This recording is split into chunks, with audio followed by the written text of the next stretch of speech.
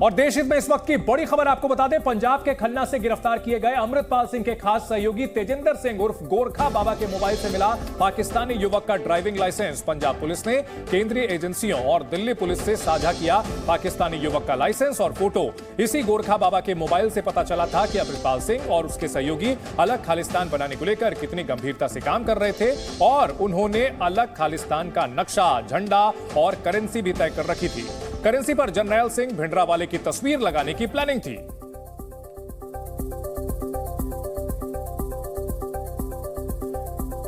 तो पूरी प्लानिंग किस तरह से की गई थी, यह एक मोबाइल फोन से खुलासा हुआ है।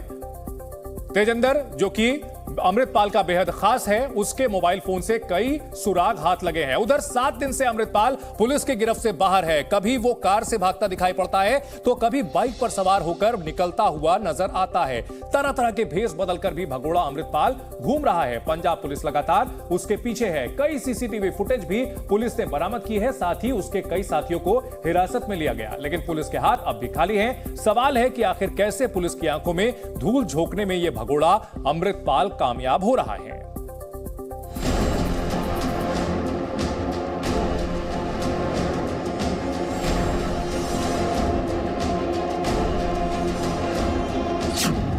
भाग भगोड़े भाग।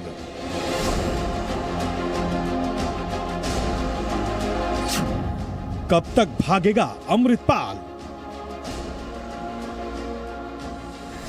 भगोड़ा अमृतपाल लगातार एक से दूसरी जगह पुलिस को चकमा देते जा रहा है। वो जहां से भी निकलता है अपने निशान छोड़ देता है।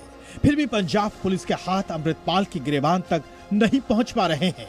सीसीटीवी की कई तस्वीरें बता रही हैं कि वो बहरूपिया बनकर दिन रात कैसे पुलिस के साथ आंख मिचौली खेल रहा है। इस बीच पटियाला से नया सीसीटीवी वीडियो भी सामने आया है। आशंका जताई जा रही है कि कहीं अमृतपाल दिल्ली के कश्मीरी गेट आईएसबीटी के पास तो नहीं पहुंचा था। दरअसल पंजाब पुलिस की एक टीम दिल्ली के आईएसबीटी आई थी। पंजाब पुलिस ने आईएसबीटी बस अड्डे पर सीसीटीवी को चेक किया। पंजाब पुलिस उसका डेटा भी लेकर गई है। पंजाब और दिल्ली पुलिस की स्पेशल सेल टीमें भी आईएसबीटी पर छानबीन कर चुकी हैं। हालांकि अभी तक अमृतपाल के दिल्ली में होने का कोई सबूत नहीं मिला है। फिर भी पंजाब पुलिस की एक टीम लगातार दिल्ली एनसीआर पर नजर बनाए हुए है। उसे अमृतपाल से जुड़ा कोई भी शख्स संदिग्ध लग रहा है तो उसे डिटेन किया जा रहा है। अभी तक दिल्ली से अमृतपाल के 2 समर्थक डिटेन किए गए हैं। यानी भगोड़े अमृतपाल की तलाश पंजाब, हरियाणा, उत्तराखंड और भारत नेपाल बॉर्डर के बाद दिल्ली तक पहुंच गई है। देश के कई इलाकों में अमृतपाल की तलाश में पोस्टर लगाए गए हैं। कहीं कहीं तो सार्वजनिक ऐलान भी किया जा रहा है। अपराधी हैं जो पुण्यश्री क्षेत्र में, काशीपुर क्षेत्र में छिप सकते हैं। आपको बता दें कि भगोड़ा अमृतपाल पिछले 7 दिनों से फरार है। 9 राज्यों में उसकी तलाश तेज हो चुकी है। पंजाब पुलिस की कार्रवाई मध्य प्रदेश में भी चल रही है। पंजाब पुलिस ने इंदौर से सुक्खा नाम के एक शख्स को हिरासत में लिया है। बताया जा रहा है कि हरियाणा से बलजीत कौर के फोन से अमृतपाल ने सुक्खा को फोन किया था। सुक्खा अमृतसर का रहने वाला है और फिलहाल इंदौर में रह रहा था। इस बीच खबर सामने आई है कि अमृतपाल ने ब्रिटेन की नागरिकता लेने के लिए आवेदन किया हुआ है। हालांकि आवेदन अभी ब्रिटेन अधिकारियों के पास लंबित है। उस पर कोई फैसला नहीं लिया जा सका है। दिल्ली से अमृतपाल के 2 समर्थकों को भी डिटेन किया गया है। इस बीच एक नया सीसीटीवी वीडियो भी सामने आया है। सूत्रों के मुताबिक ये वीडियो पंजाब के पटियाला का हो सकता है और यहीं से वो हरियाणा के शाहबाद पहुंचा था। आपको बता दें कि जम्मू कश्मीर से पुलिस ने अमृतपाल के 2 समर्थकों को गिरफ्तार किया है। जम्मू से गिरफ्तार अमरीक सिंह 18 मार्च से पहले तक भगोड़े अमृतपाल के संपर्क में था। हम 18 मार्च की बात करें, इससे पहले एक शख्स जो उनके संपर्क में था वो था अमरीक सिंह, जिनको आज जम्मू कश्मीर से हम कह सकते हैं कि डिटेन किया गया है, हिरासत में लिया गया। उनकी पत्नी को भी हिरासत में लिया गया है। और अगर हम अमृतपाल की बात करें, वो अमृतपाल दिल्ली में भी दिखाई दिया, कश्मीरी गेट के पास उनकी एक तस्वीर दिखाई दी। और इसी को देखते हुए एजेंसियां, केंद्र सरकार और पंजाब सरकार की एजेंसीज जो हैं वो तैनात कर दी गई हैं और बड़े स्तर पे जो छापेमारी है वो की जा रही है। अमृतपाल के करीबी पपलप्रीत को भी आयकर विभाग ने नोटिस भेजा है। उससे पैसों का हिसाब किताब मांगा गया है। ये नोटिस धारा 147 के तहत भेजा गया है। जबकि बलजीत कौर के घर से पैसे मिले हैं। बलजीत कौर के घर भी छापेमारी हुई थी। बलजीत के घर से 4,48,000 रुपए मिले थे। अमृतपाल पपलप्रीत के घर बलजीत के साथ रुका था। आपको बता दें कि पपलप्रीत पंजाब पुलिस की ओर से 18 मार्च को अमृतपाल के खिलाफ बड़ी कार्रवाई शुरू किए जाने के दिन से ही फरार है। हालांकि शाहबाद में पपलप्रीत सिंह और अमृतपाल सिंह जिस बलजीत कौर के घर पर ठहरे थे, उसके भाई का कहना है कि उसकी बहन बलजीत कौर ने ही पुलिस को सूचना दी थी कि अमृतपाल और पपलप्रीत उसके घर पर हैं। तो फिर बलजीत कौर को गिरफ्तार क्यों किया गया?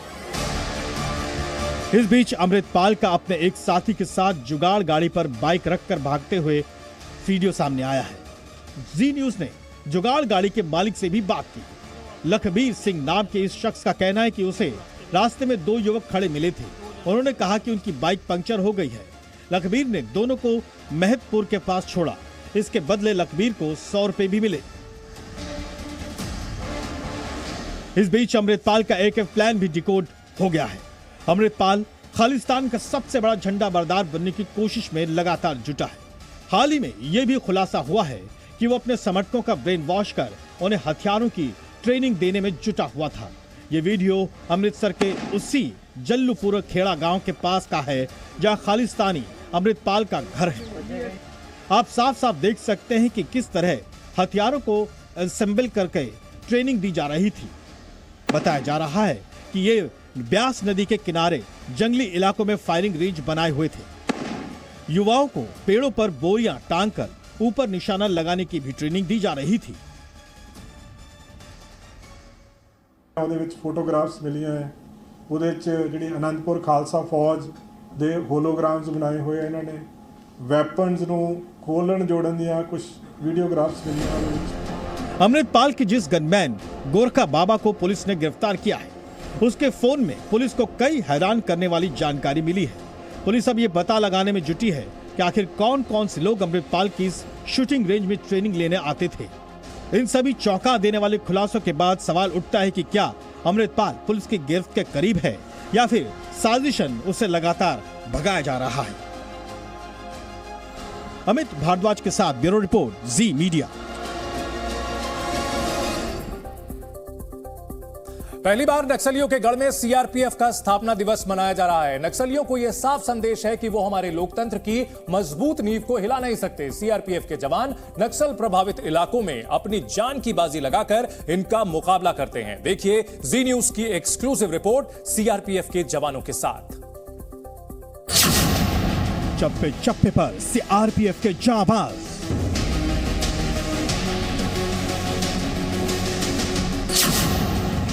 नक्सली इलाके में ऑपरेशन प्रहार।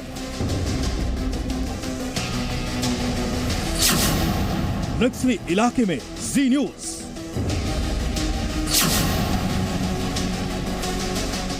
नक्सलियों के संपूर्ण सफाई के लिए सीआरपीएफ के जाबाजों का ऑपरेशन प्रहार जारी है। इन इलाकों में फैले नक्सलियों के आतंक को खत्म करने के लिए सीआरपीएफ के जाबाज लंबे वक्त से तैनात हैं। जी न्यूज की हमारी टीम भी यहाँ मौजूद है। आपको बता दें कि दंतेवाड़ा के इलाके में कुछ साल पहले तक यहाँ सिर्फ नक्सलियों की ही मूवमेंट होती थी, लेकिन सीआरपीएफ के जाबाज इन इलाकों की तस्वीर बदलने में लगे हुए हैं। आपको बता दें कि छत्तीसगढ़ के बीजापुर, सुकमा, दंतेवाड़ा और जगदलपुर 4 ऐसे इलाके हैं जहां पर नक्सलियों के हमले का सबसे ज्यादा खतरा है। यहां पर नक्सली कमांडर सीआरपीएफ और पुलिस के जवानों पर हमले की साजिश में लगे रहते हैं। सीआरपीएफ लगातार नक्सलियों को ढूंढने के लिए ड्रोन्स की मदद ले रही है। जिन छत्तीसगढ़ के इलाकों में अभी भी नक्सली बचे हैं, उन्हें खत्म करने के लिए बड़े पैमाने पर ऑपरेशन चलाए जा रहे हैं और लगातार नए नए जो सिस्टम्स हैं उसकी मदद ली जा रही है, चाहे ड्रोन्स हो, सैटेलाइट्स हो, या फिर लगातार जो सीआरपीएफ है वो लेटेस्ट उनको गैजेट दिए जा रहे हैं, जीपीएस सिस्टम दिए जा रहे हैं। और ये कहा जा रहा है कि अभी भी कई जो नक्सली हैं वो इन जंगलों में, पहाड़ों में छुपे हो सकते हैं। सीआरपीएफ 25 मार्च को स्थापना दिवस मना रहा है और समारोह भी नक्सली प्रभावित इलाके में मनाया जा रहा है। वामपंथी उग्रवाद के खिलाफ विगत 9 सालों में एक मजबूत लड़ाई लड़ी है और हर मोर्चे पर हमने विजय हासिल की है। 2010 के उच्चतम स्तर से नाप ले तो 76% की कटौती और घटने की घटना हम देख रहे हैं। नक्सलियों को साफ संदेश है कि उनके दिन अब पूरे होने वाले हैं। ये बड़े ही फख्र की बात है सीआरपीएफ के लिए कि घोर नक्सलवाद इलाके में पहली बार इस प्रकार का निर्णय केंद्र सरकार ने लिया है और ये कार्यक्रम यहाँ पे मनाया जा रहा है। यहाँ रहने वाले लोग भी मानते हैं कि अब वो डर के साए में नहीं है, क्योंकि यहाँ सुरक्षा चाक चौबंद है और सीआरपीएफ का ऑपरेशन लगातार जारी है। अभी ठीक है सर। अब डर नहीं लगता नक्सलियों साहब? नहीं सर, बहुत अच्छी तरफ से बदला है सर। सड़क है, बस चल रही है, सब चल रही है, हम लोग के लिए बहुत अच्छा सुविधा मिल गया अभी। दरअसल नक्सलियों को ये बात अच्छे से पता है कि सीआरपीएफ और स्थानीय पुलिस उनके सफाई के मिशन पर लगी हुई है, फिर भी नई साजिशें रचने की वो लगातार कोशिश में लगे रहते हैं।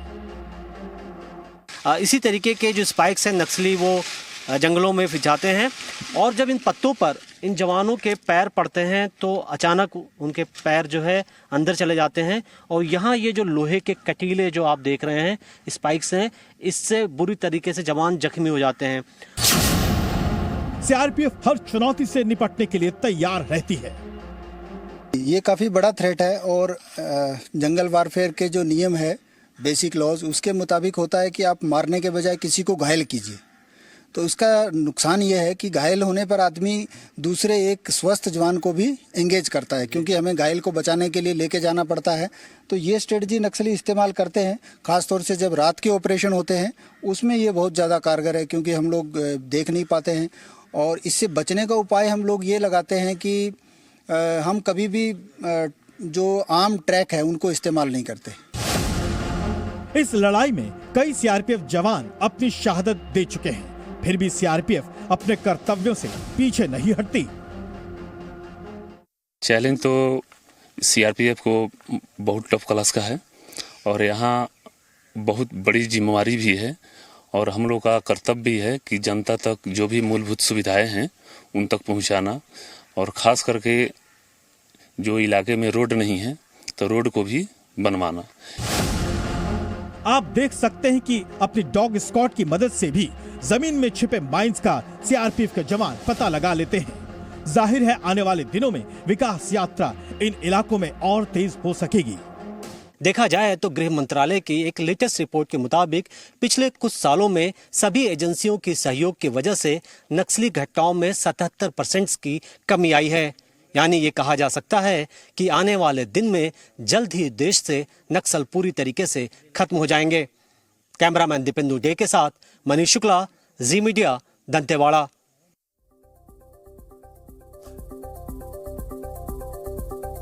और देश हित में बात करते हैं भगोड़े जाकिर नाइक की। ओमान सरकार के बुलावे पर जाकिर नाइक इन दिनों धार्मिक लेक्चर देने के लिए मस्कट में है, जहां उसने एक हिंदू महिला का धर्मांतरण कराया। जाकिर नाइक ने हिंदू महिला से परिवार के लोगों और दोस्तों को भी इस्लाम कबूल करने के लिए प्रेरित करने को कहा। भारत सरकार भगोड़े जाकिर को भारत लाने की कोशिश कर रही है और इसके लिए वो ओमान सरकार के संपर्क में भी है।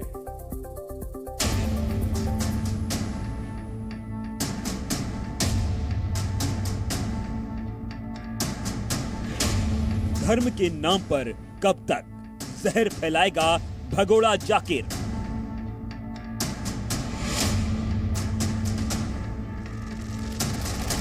इस्लाम के नाम पर मुसलमानों को भड़काने का खेल कब तक?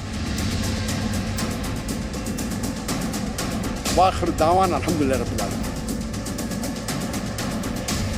जाकिर नाइक की जहरीली साजिश, ओमान में हिंदू महिला का धर्मांतरण। माशाअल्लाह आप मुसलमान हो चुके, अल्लाह आपको जज़ा खैर दे। ये वही भगोड़ा इस्लामिक उपदेशक जाकिर नाइक है जो मलेशिया में भी बैठकर गैर मुस्लिम भारतीयों के खिलाफ जहर उगल रहा है, या फिर कहें कि इस्लाम के नाम पर नफरत फैलाने का काम कर रहा है। सबसे पहले आप जाकिर नाइक का ये जहरीला भाषण सुनिए जो उसने ओमान में एक सम्मेलन के दौरान दिया। मस्कट में जाकिर ने भारतीय हिंदू महिला का धर्म परिवर्तन कराया और उसे इस्लाम कबूल करवाया। अल्लाह के अलावा कोई भी माबूद नहीं है और मोहम्मद सल्लल्लाहु अलैहि वसल्लम उसके पैगंबर और नबी है और नबी है। माशाल्लाह, आप मुसलमान हो चुके। अल्लाह आपको जज़ा खैर दे। मैं अल्लाह से दुआ करता हूँ और अल्लाह के रसूल फरमाते कि जब कोई भी इस्लाम कबूल करता है गैर मुस्लिम, उसके सारे गुनाह माफ हो जाते। तो आज आप मासूम हैं। भगोड़ा जाकिर नाइक फिलहाल ओमान की राजधानी मस्कट में जहर फैला रहा है। वहां उसने अपने भाषण के दौरान एक बार फिर भारत के खिलाफ जहर उगला। जाकिर ने कहा कि भारत में बहुसंख्यक हिंदू मुझसे प्यार करते हैं, लेकिन ये वोट बैंक के लिए समस्या पैदा कर रहा है। आपको बता दें कि भारत ओमान के बीच प्रत्यर्पण संधि है, लिहाजा माना जा रहा है कि ओमान सरकार जाकिर को गिरफ्तार करके भारत के हवाले कर सकती है। जाकिर नाइक के प्रत्यर्पण को लेकर विदेश मंत्रालय ओमान सरकार और वहां के अधिकारियों के संपर्क में है। Naik is an accused in numerous cases in India. He is a fugitive from justice. We have taken up the matter with the government of Oman, with the Omani authorities, and we will continue to take all necessary measures to bring him to face justice in India. Zakir Naik के खिलाफ आतंक के प्रचारक का खुलासा हो चुका है और वो भारत के खिलाफ धर्मांतरण के जहरीले जिहाद की साजिश रचने वालों में सबसे बड़ा नाम है। जाकिर नाइक आतंकवाद और धर्मांतरण का समर्थक है। वो आतंकियों और धर्मांतरण जिहादियों की मदद भी करता है। जाकिर नाइक आतंकवाद और धर्मांतरण जिहाद के लिए फंडिंग का इंतजाम भी करता है। वो आतंकवाद के लिए युवाओं का ब्रेन वॉश करता है और धर्मांतरण जिहाद के लिए भी उसके वीडियो इस्तेमाल किए जाते हैं। देश हित में अब बात करते हैं संसद सदस्यता समाप्त होने के बाद राहुल गांधी के तीखे तेवरों की, जिसके बाद इस बात पर बहस शुरू हो गई है कि ये मामला ओबीसी के अपमान से जुड़ा है या फिर अडानी पर राहुल गांधी के हमले के साइड इफेक्ट से। राहुल गांधी ने आरोप लगाया है कि उनकी सदस्यता इसलिए समाप्त हो गई क्योंकि वो संसद में अडानी के खिलाफ स्पीच देने वाले थे। वहीं बीजेपी ने राहुल गांधी पर झूठ बोलने का आरोप लगाते हुए कहा कि ये मामला ओबीसी के अपमान का है, जो राहुल गांधी ने जानबूझकर किया। इस आरोप प्रत्यारोप के बीच ये देखना भी काफी दिलचस्प था कि राहुल की प्रेस कॉन्फ्रेंस में उनके साथ मौजूद कांग्रेस शासित राज्यों के 2 मुख्यमंत्री ओबीसी थे और जो मुख्यमंत्री अगड़ी जाति के थे वो कहीं नजर नहीं आए। देखिए ये रिपोर्ट।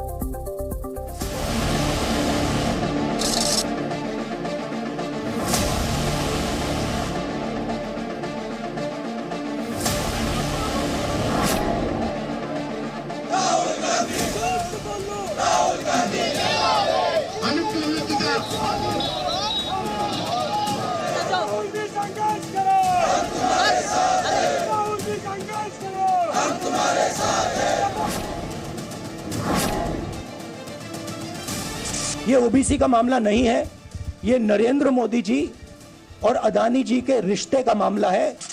ये सारे मोदी चोर क्यों होते हैं? तो श्रीमान राहुल गांधी ने पिछड़े समाज का अपमान किया था पब्लिक मीटिंग में।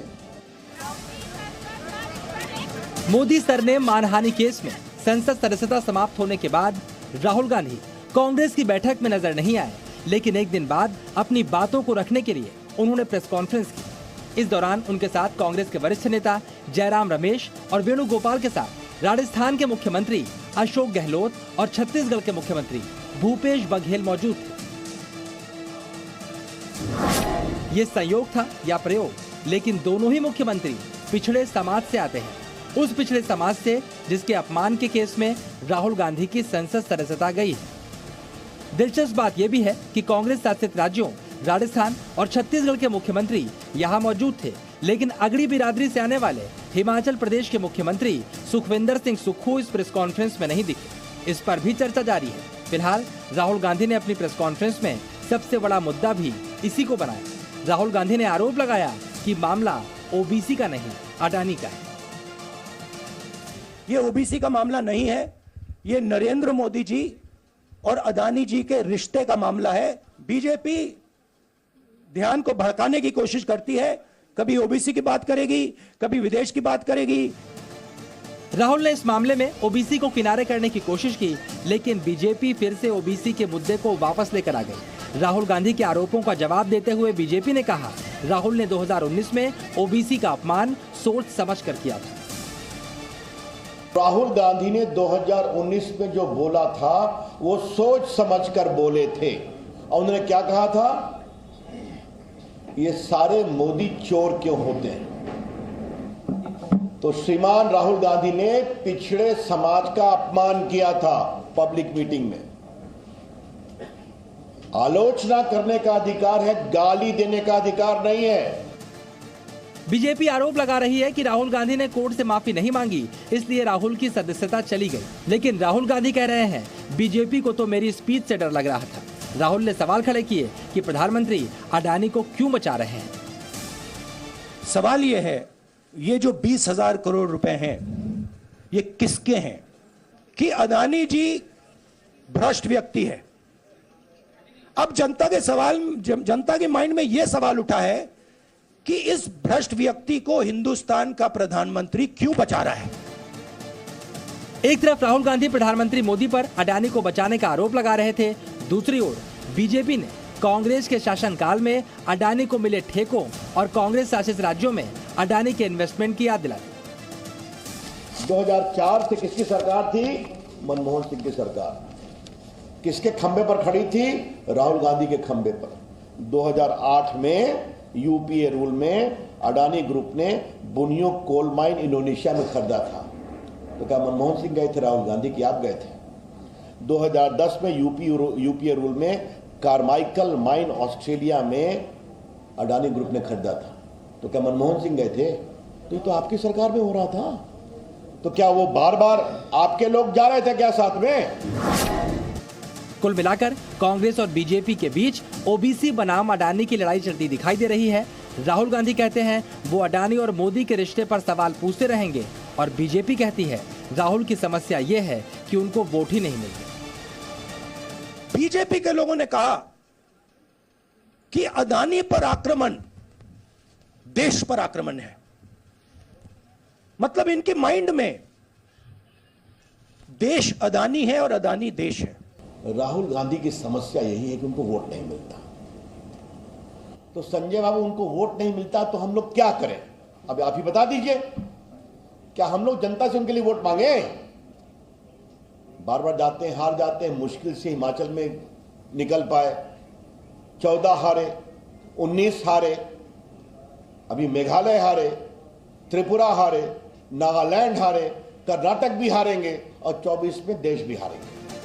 फिलहाल ये अडानी का मामला है या ओबीसी का मामला है, इस पर देश के दो सबसे बड़े राजनीतिक दलों के अपने अपने तर्क हैं, और इन्हीं बातों को ये दोनों पार्टियां जनता तक पहुंचाने की कोशिश कर रही हैं। लेकिन राजनीति में संकेत बहुत कुछ कहते हैं, और जनता इन संकेतों को बहुत तेजी के साथ पकड़ती है और रिएक्शन भी करती है। रवि त्रिपाठी, जी मीडिया, दिल्ली। आज राहुल गांधी प्रेस कॉन्फ्रेंस करने आए तो उनके तेवर काफी तीखे थे और उन्होंने बीजेपी पर जमकर जुबानी तीर चलाए। अपनी इस प्रेस कॉन्फ्रेंस में राहुल ने कुछ ऐसे जुमले उछाले जिनकी चर्चा खूब हो रही है। सुनिए प्रेस कॉन्फ्रेंस में राहुल गांधी ने कैसे कैसे डायलॉग बोले जो सुर्खियां बन गए हैं। राहुल गांधी सोचता है मेरा नाम सावरकर नहीं है, मेरा नाम गांधी है।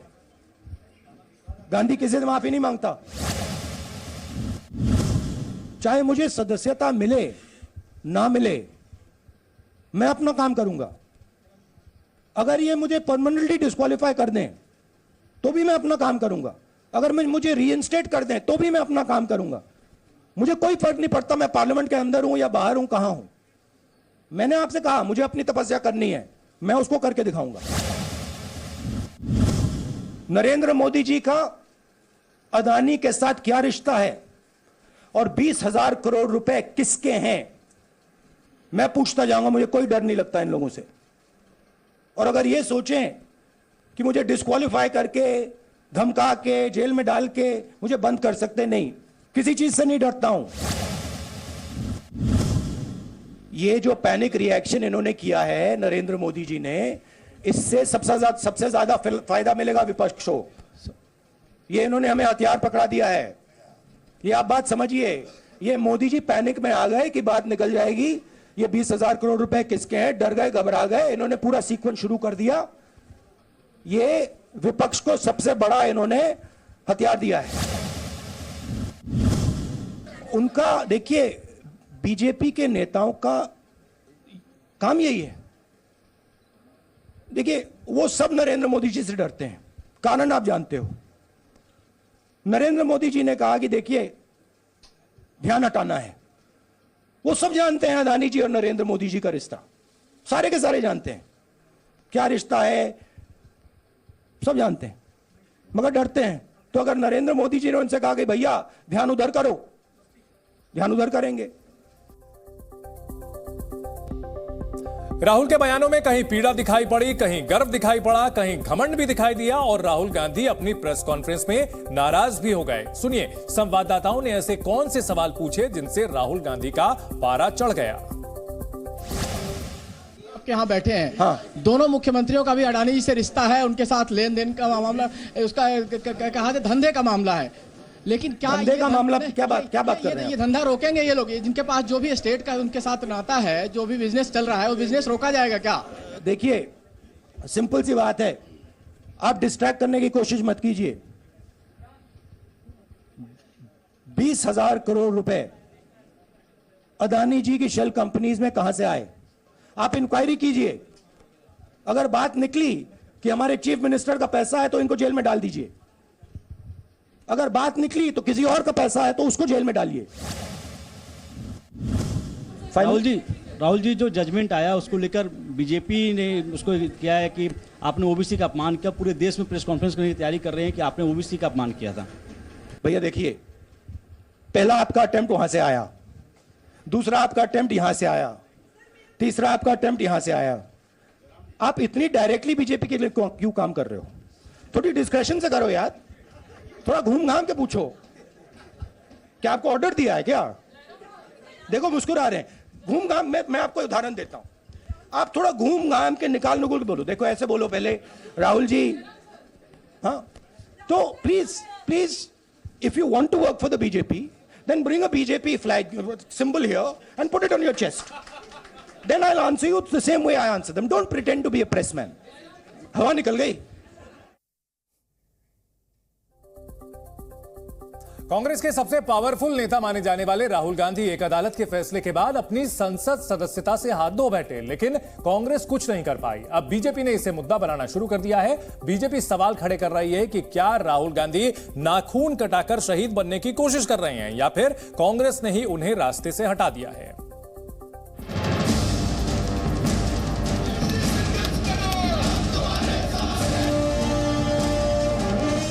मुझे कोई फर्क नहीं पड़ता। मैं भले ही राहुल गांधी कह रहे हो कि उन्हें इस बात से कोई फर्क नहीं पड़ता कि उनकी सदस्यता खत्म कर दी जाए, लेकिन कांग्रेस पार्टी को तो पड़ता है। ऐसे में सवाल खड़े हो रहे हैं, किसी पद के बावजूद कांग्रेस के सबसे बड़े और ताकतवर नेता माने जाने वाले राहुल गांधी को सूरत कोर्ट ने सजा सुना दी और उनकी संसद सदस्यता समाप्त हो गई, लेकिन कांग्रेस के वकीलों की भारी भरकम फौज कुछ कर क्यों नहीं पाई? अब बीजेपी भी इसको बड़ा मुद्दा बना रही है। सवाल खड़ा किया जा रहा है, क्या राहुल गांधी नाखून काटकर शहीद बनना चाहते हैं? जब देश का कानून है कि आपको 2 साल की सजा होगी तो आप तुरंत डिस्क्वालीफाई हो जाएंगे अगर आपके कन्विक्शन को कोर्ट स्टे नहीं करता। उसमें कोई विवेक नहीं है, सुप्रीम कोर्ट कह चुका है दिलीप थॉमस के केस में। तो राहुल गांधी की पार्टी की तरफ से उनको कोर्ट से स्टे दिलाने की कोशिश क्यों नहीं हुई? भाजपा यह कोशिश करना चाहती है, क्या नाखून कटाकर शहीद होने की कोशिश कर रहे हैं? बीजेपी ने यह सवाल भी खड़े किए हैं, क्या कांग्रेस के अंदर ही राहुल गांधी के खिलाफ साजिश रची जा रही है? क्या कांग्रेस खुद राहुल गांधी से पीछा छुड़ाना चाहती है? ये सब कुछ एक सोची समझी रणनीति है कि राहुल गांधी को एक बलिदानी बताओ और कर्नाटका में इसका लाभ लो। या फिर तीसरी बात है, क्या कांग्रेस के अंदर कुछ अंदरूनी पॉलिटिक्स चल रही है? राहुल को कांग्रेस से हटाओ और कांग्रेस बचाओ।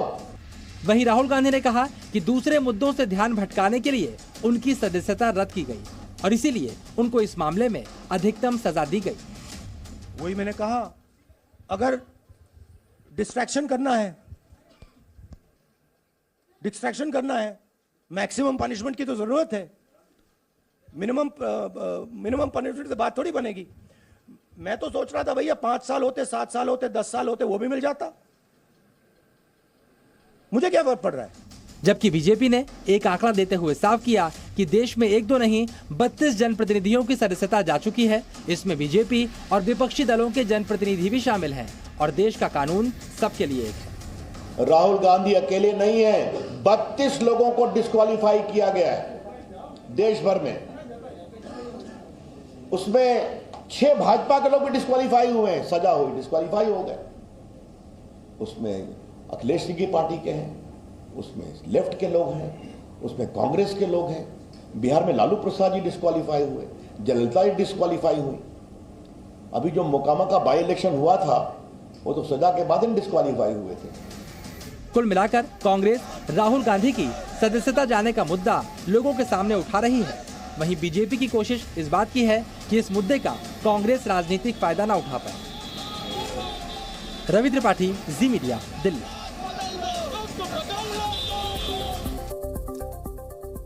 चलिए देशहित में अब बात करते हैं यूक्रेन वॉर जोन की, जहां पर पुतिन का गुस्सा परमाणु प्रलय ला सकता है। इस बात का ऐलान किसी और ने नहीं, पुतिन के सबसे करीबी नेता ने किया है। लेकिन यूक्रेन में ऐसा क्या हुआ जिसने रूस को परमाणु धमकी देने के लिए मजबूर कर दिया? देखिए हमारी इस रिपोर्ट में।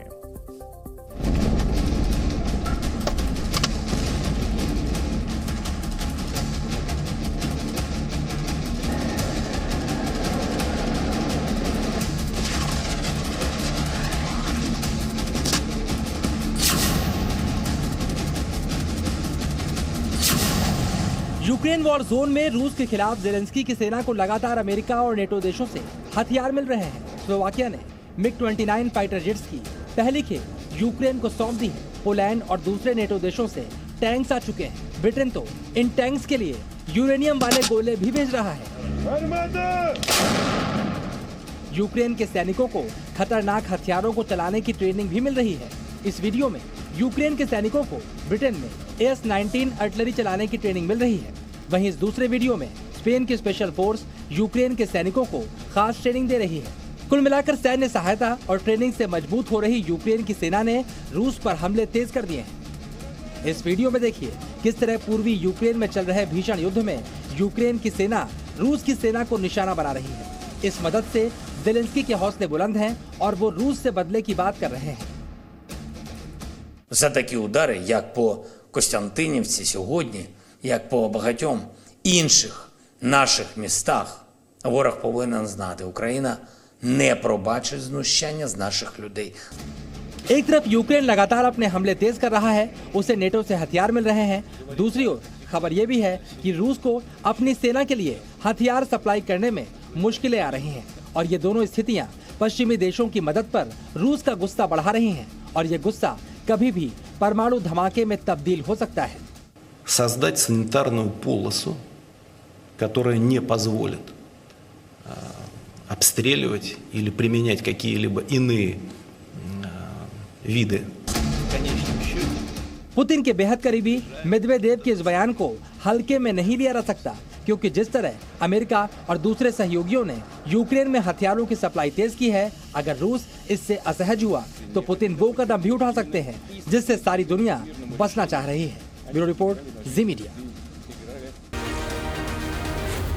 जी न्यूज़।